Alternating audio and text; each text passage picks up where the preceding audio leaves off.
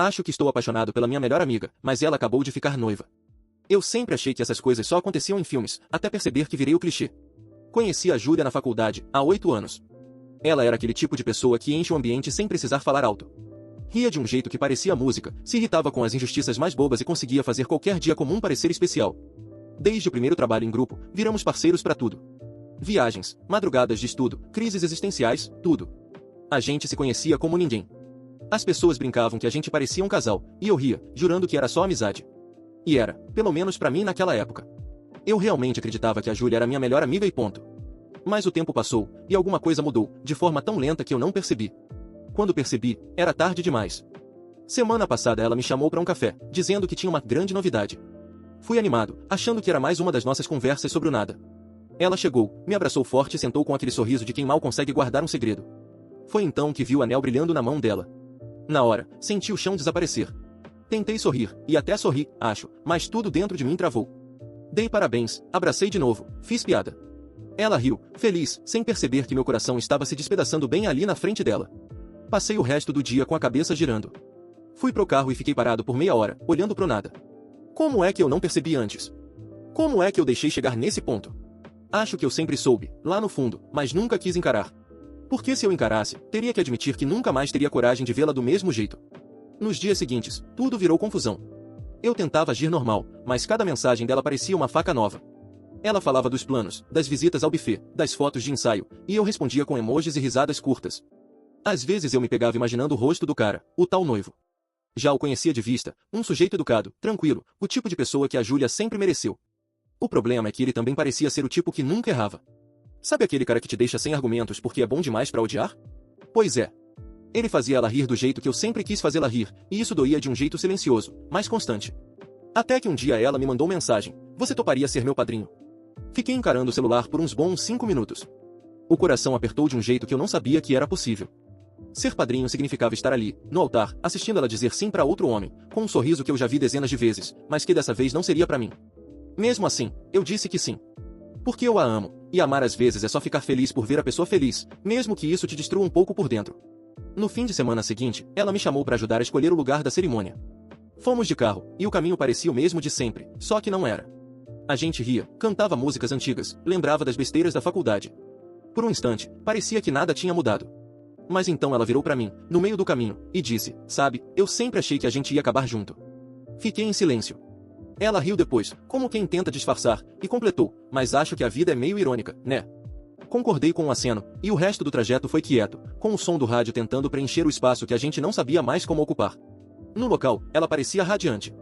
Escolhia flores, comentava sobre o pôr do sol, me pedia opinião sobre detalhes. Eu só observava, tentando gravar cada segundo, como se aquele momento fosse uma despedida silenciosa. Quando voltamos, ela encostou a cabeça no vidro do carro e disse baixinho: "Obrigada por estar comigo em tudo, de verdade. Eu não sei o que seria da minha vida sem você." Eu só consegui responder: "Eu também não sei o que seria da minha sem você." Ela sorriu, ainda olhando para a estrada, e murmurou: "Tomara que a gente nunca se perca." Eu quis dizer que já estávamos nos perdendo, mas calei. Nos dias seguintes, comecei a evitar algumas mensagens. Respondi à tarde, fingia estar ocupado. Ela notou, claro. Um dia apareceu na minha porta com café e pão de queijo, do jeito que fazia quando algo estava errado. "Você anda distante", disse. "Tá tudo bem?" Eu tentei inventar uma desculpa, mas minha voz falhou. Ela se sentou no sofá, me olhou como quem enxerga mais do que deveria, e perguntou de novo: "Tem certeza que tá tudo bem?" Foi ali que percebi que não dava mais para esconder. "Não, não tá", eu disse. Eu acho que tô apaixonado por você." O silêncio que veio depois foi o mais pesado da minha vida. Ela não disse nada por uns segundos eternos. Só ficou olhando para mim, com os olhos marejados, e então sussurrou: "Por que agora?"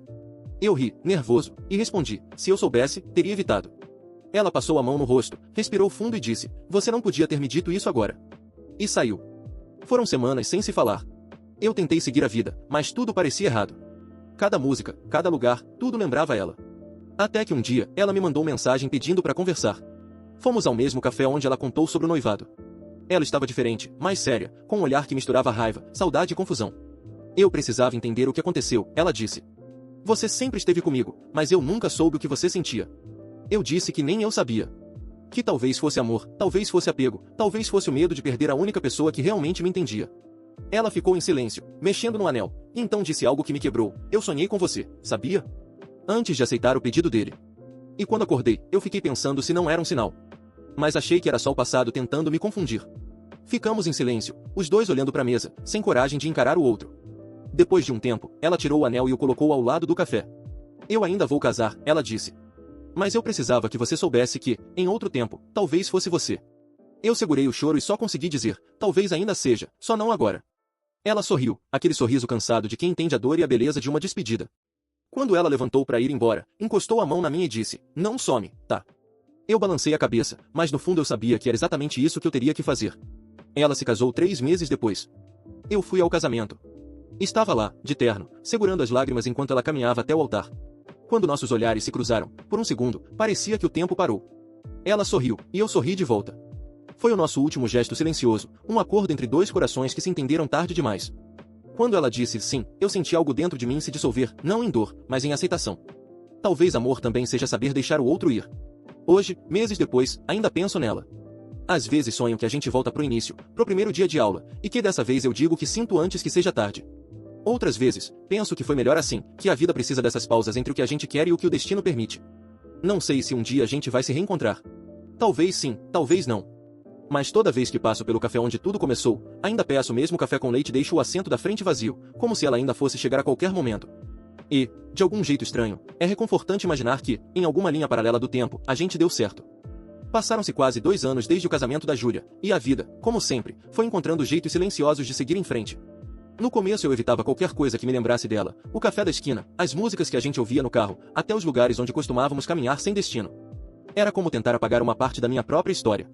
Mas o tempo, esse remendo invisível, foi costurando as feridas até que a dor deixou de doer tanto e passou a ser só uma lembrança morna. Eu mudei de cidade. Não por fuga, ou talvez um pouco, mas porque a empresa ofereceu uma vaga em outra filial e achei que seria bom respirar outro ar. A solidão, de certa forma, me ajudou a reorganizar os pensamentos.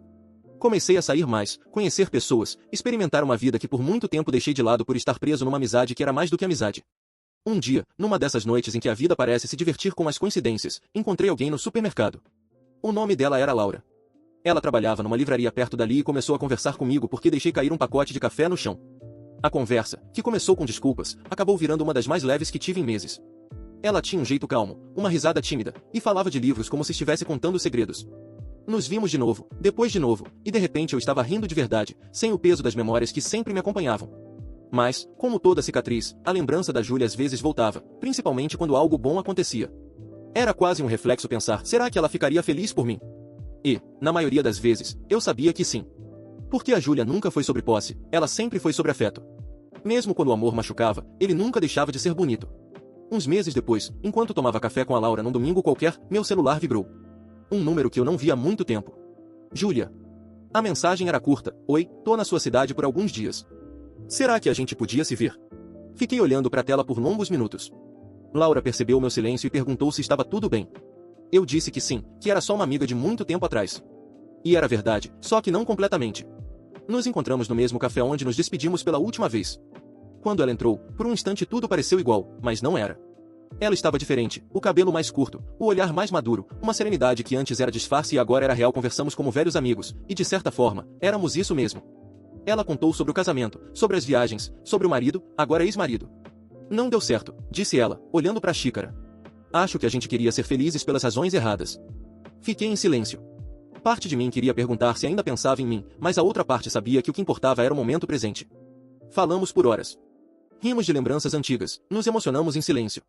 Quando o café estava fechando, ela olhou para mim e disse, sabe o que é engraçado? Mesmo depois de tudo, você ainda é o lugar onde minha mente descansa. Não soube o que responder. Só sorri, e ela entendeu. Nos despedimos com um abraço longo, daqueles que parecem uma despedida e um recomeço ao mesmo tempo. Ela não disse que queria ficar, e eu não pedi que ficasse. Foi um acordo mútuo, um entendimento entre duas pessoas que finalmente estavam prontas para se perdoar por não terem dado certo. Naquela noite, deitado na cama, pensei na Laura.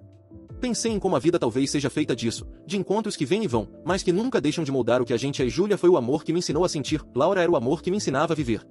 Dias depois, a Júlia me mandou uma última mensagem, obrigada por me lembrar quem eu era. Eu só respondi, você nunca deixou de ser. E é isso. Às vezes eu ainda sonho com ela, com o que poderíamos ter sido, mas acordo em paz. Porque finalmente entendi que alguns amores não são feitos para durar, são feitos para transformar. E, no fundo, acho que é isso que torna tudo tão bonito, o fato de que, mesmo quando acaba, ainda deixa luz. Alguns meses se passaram desde aquele reencontro, e a vida voltou a ter o ritmo sereno das manhãs de domingo.